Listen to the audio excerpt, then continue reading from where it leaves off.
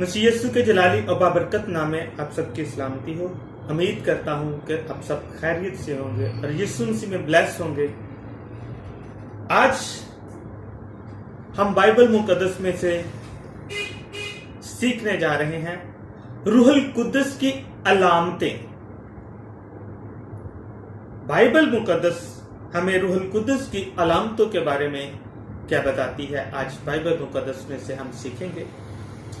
उसके लिए हम बाइबल मुकद्दस में से लेते हैं पहला हवाला मत्ती रसूल की इंजील और उसका 3 बाब और 16वीं आयत। बाइबल मुकद्दस में यूं लिखा है, और यीशु बपतिस्मा लेकर फिलफोर पानी के पास से ऊपर गया और देखो उसके लिए आसमान खुल गया और उसने खुदा के रूह को कबूतर की मानंद उतरते और अपने ऊपर आते देखा।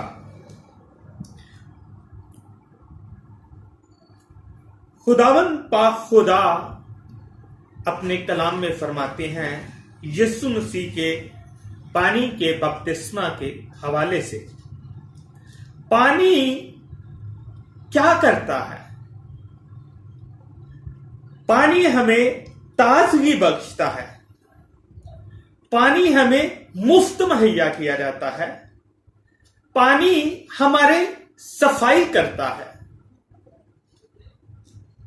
जिसी तरह हम अपने बदन को गंदगी की हालत में पाते हैं, तो हमें जरूरत किस बात की होती है? हमें पानी के गुस्ल की जरूरत होती है। हमें पानी की जरूरत होती है ताकि हम उस बदन को जो हमें खुदा ने दिया है, उस बदन को साफ कर सके। इसी तरह हमारी जिंदगी में बपतिस्मा है जो यीशु मसीह ने भी हासिल किया। उसी बपतिस्मे से क्या होता है, जब हम पानी में अपने आप को भिगोते हैं, डुबोते हैं, गोता लेते हैं, तो वो हमारे गुनाहों की सारी गंदगी को साफ कर देता है। वो हमारे बदनों को पाक कर देता है। पहली अलामत हमारी जिंदगी में रूहुल कुद्दस की ये है कि हमें पानी का बपतिस्मा जरूरी है। इसके लिए बाइबल मुकद्दस में से एक और हवाला हम लेते हैं मरकस की इंजील और उसका 1 बाब और उसकी 10वीं आयत। बाइबल मुकद्दस में से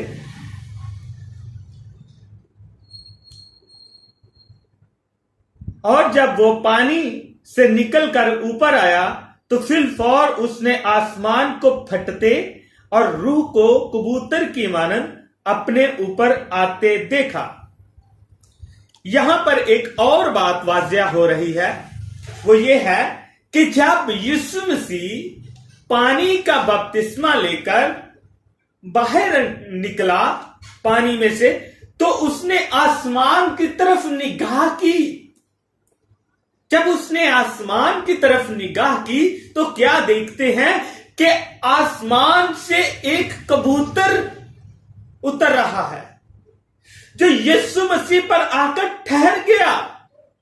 और आसमान से आवाज आई कि ये मेरा प्यारा बेटा है जिससे मैं खुश हूं। इसी तरह जो जिंदगी में अपनी बपतिस्मा ले लेता है, वो खुदा की बादशाही में दाखिल हो जाता है। बपतिस्मा इंसान की बदनी गुनाहों को खत्म कर देता है। हमारी बदन की, हमारी रूह की जो गंदगी है उसको साफ कर देता है। बपतिस्मा हमारी जिंदगियों में कसरत के साथ काम करता है, हमारे गुनाहों को धो देता है और हम एक नई जिंदगी हासिल करते हैं, और जो रूहुल कुद्दस की कुदरत से हमें मिलती है। बाइबल मुकद्दस में से एक और हवाला हम देखते हैं इसी के हवाले से लूका की इंजील उसका 3 बाब और उसकी 22वीं आयत। बाइबल हमें इसके बारे में क्या सिखाती है? बाइबल में लिखा है, और रूहुल कुदस जिस्मानी सूरत में कबूतर की मानंद उस पर नाजल हुआ और आसमान से आवाज आई कि तू मेरा प्यारा बेटा है, तुझसे मैं खुश हूं। और रूहुल कुदस जिस्मानी सूरत में,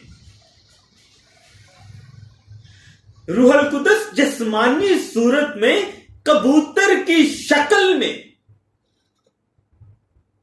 यीशु मसीह पर नाज़िल हुई, कबूतर की शक्ल में, जिस्मानी सूरत में। क्योंकि यीशु मसीह भी एक जिस्मानी बदन में थे, इसीलिए यीशु मसीह ने इस बात की जरूरत महसूस की कि मैं एक जिस्मानी बदन रखते हुए रूहुल पानी का बपतिस्मा लूं और रूहुल कुदस से और भी ज्यादा मामूर हो जाऊं।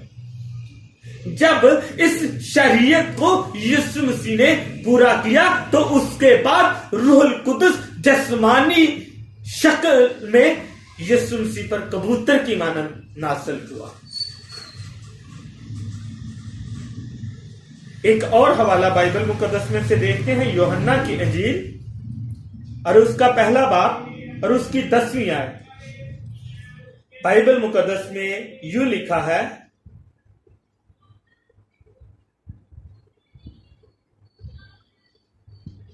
दसवीं आयत बाइबल मुकद्दस में यूं लिखा है जी, वो दुनिया में था और उस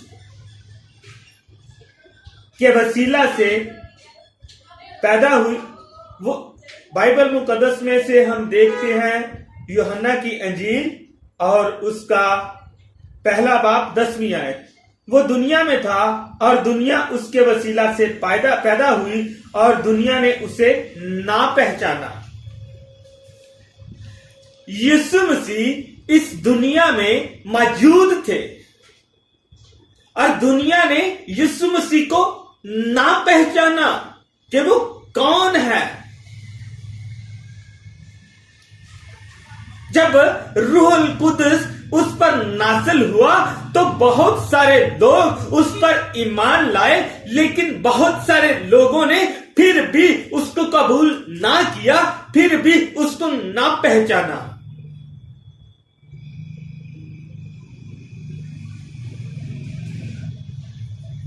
यीशु मसीह की हस्ती जब इस दुनिया में थी तो भी दुनिया ने उसको ना पहचाना, हालांकि वो दुनिया को पैदा करने वाला था, वो दुनिया को बनाने वाला था।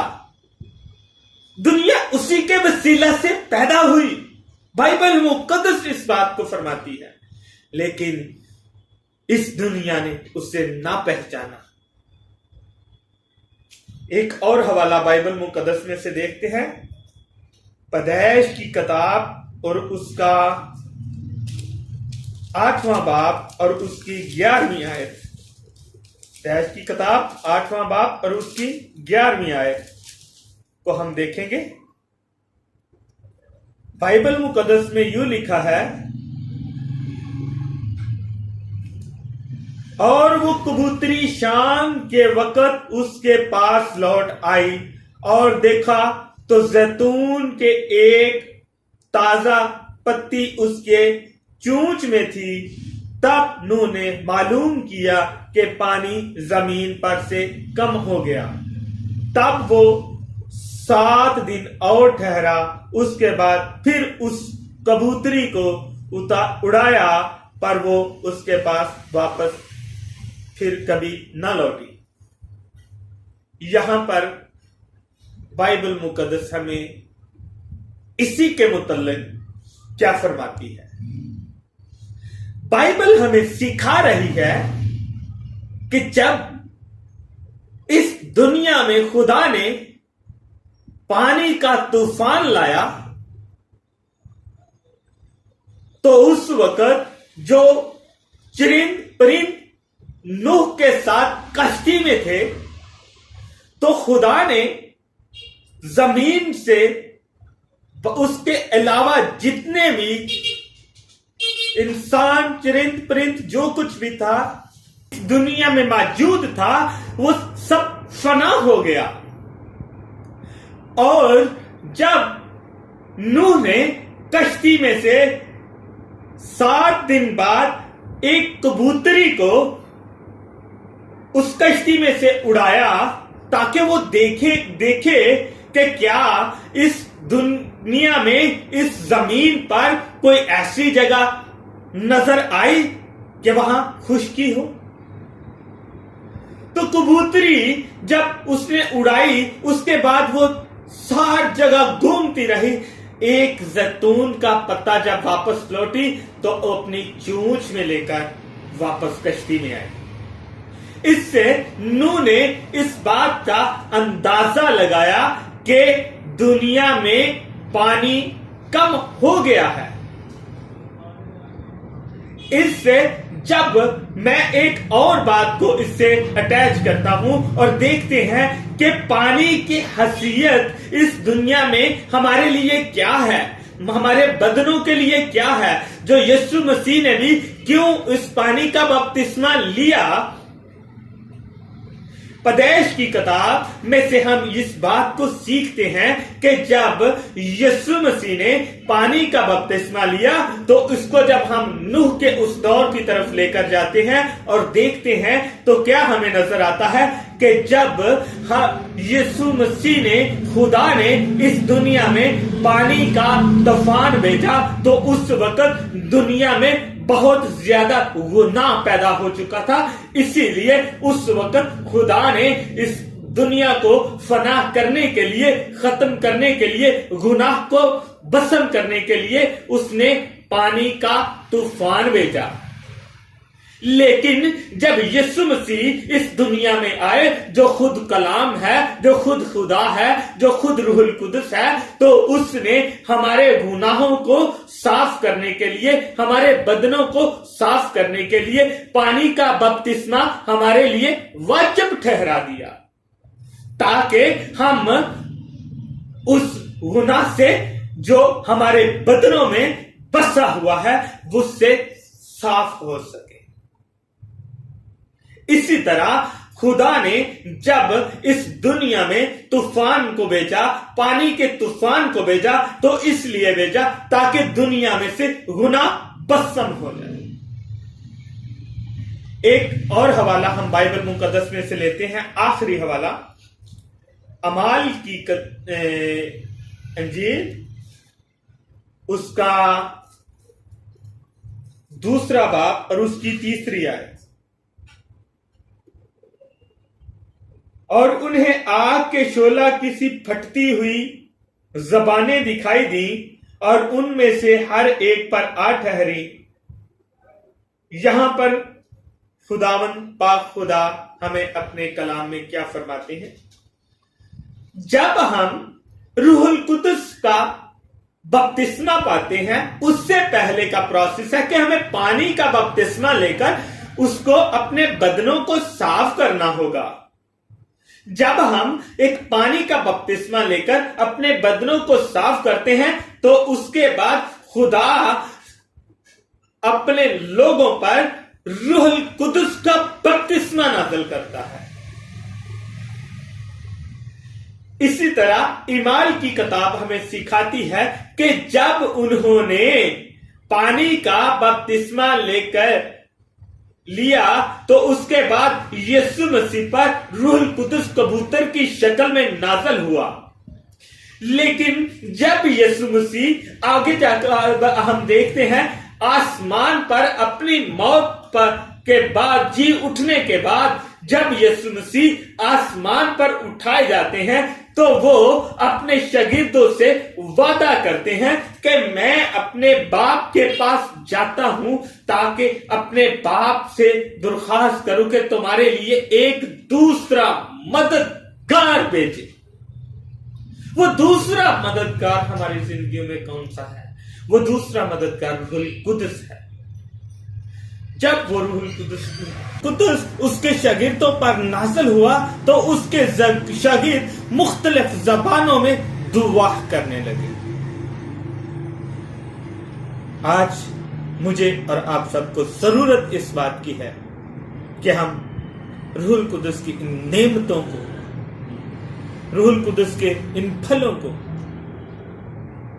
اپنی زندگیوں میں لائیں اور خداوند پاک خدا میں بڑھتے جائیں، اور خدا سے دعا کریں کہ خدا ہمیں دن دگنی رات چگنی ترقی دے۔ آمین۔